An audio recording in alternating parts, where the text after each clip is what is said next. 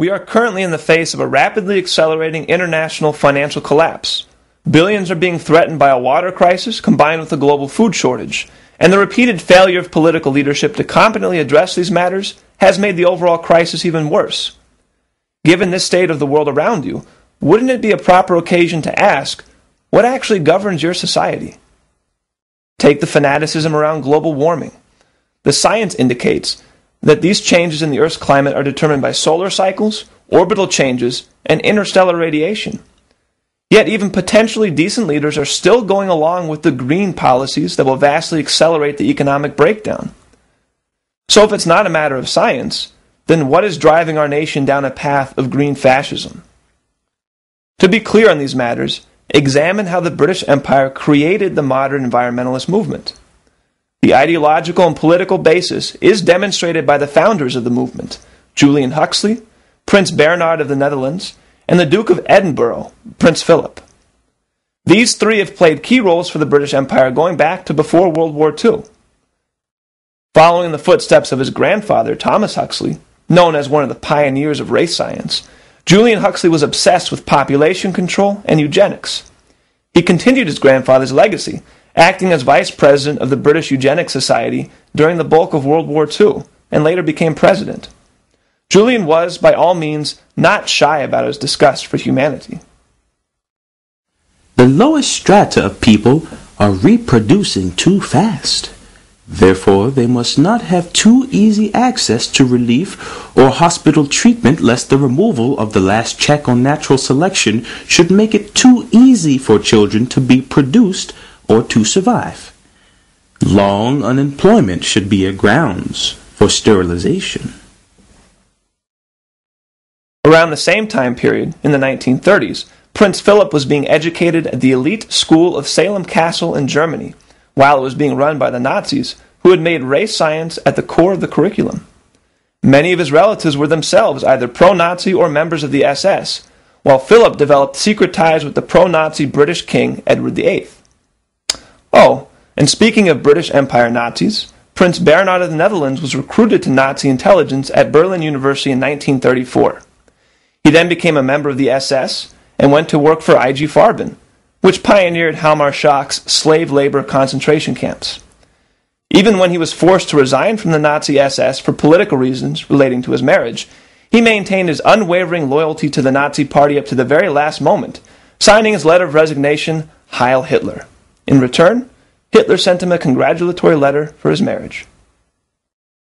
Obviously, the publicity of the atrocities committed during World War II made eugenics and Nazism not too popular after the war.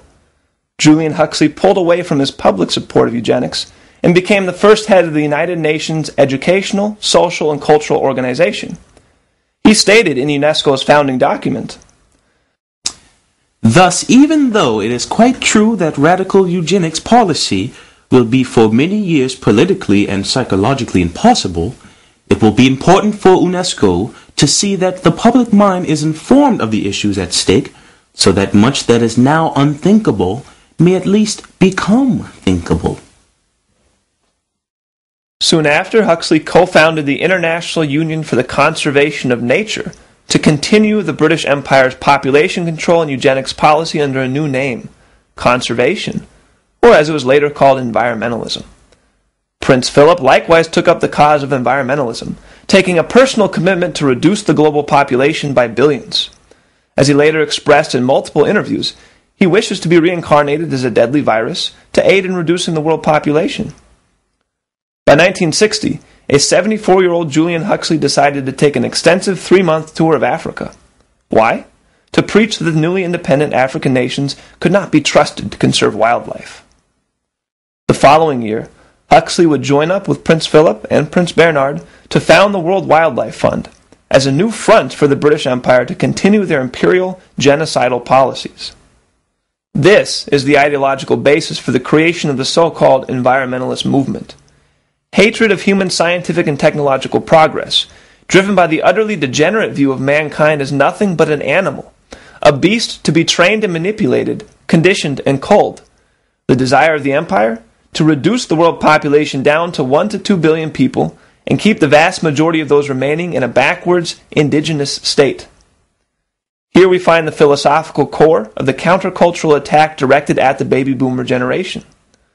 From Silent Spring to the population bomb, they were subjected to psychological warfare intended to break the United States culture away from any commitment toward actual human progress.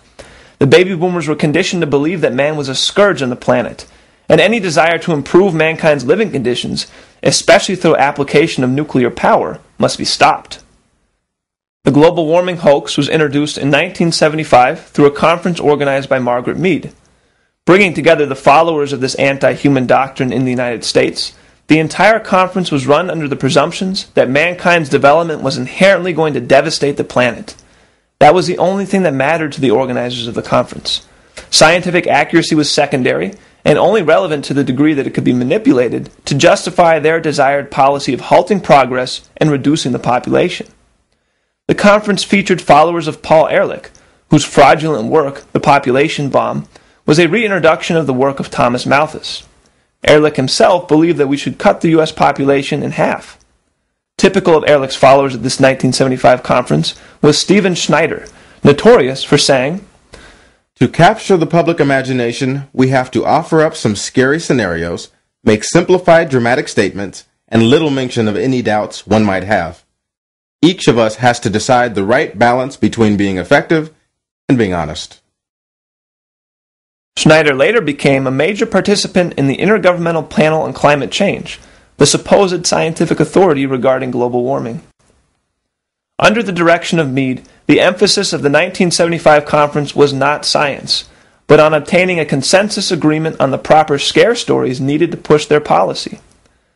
As Mead said herself at the conference, "What we need from scientists are estimates, presented with sufficient conservatism and plausibility, but at the same time as free as possible from internal disagreements that can be exploited by political interests. That will allow us to start building a system of artificial but effective warnings. Warnings which will parallel the instincts of animals who flee before the hurricane." it was out of this conference that the hoax of man-made global warming was born. This was never about science. It is the British Empire's policy for genocide. So before you react or come to a consensus with your friends and neighbors, make sure you actually know where your impulses are coming from. Just because you share an opinion, how do you know it's really yours?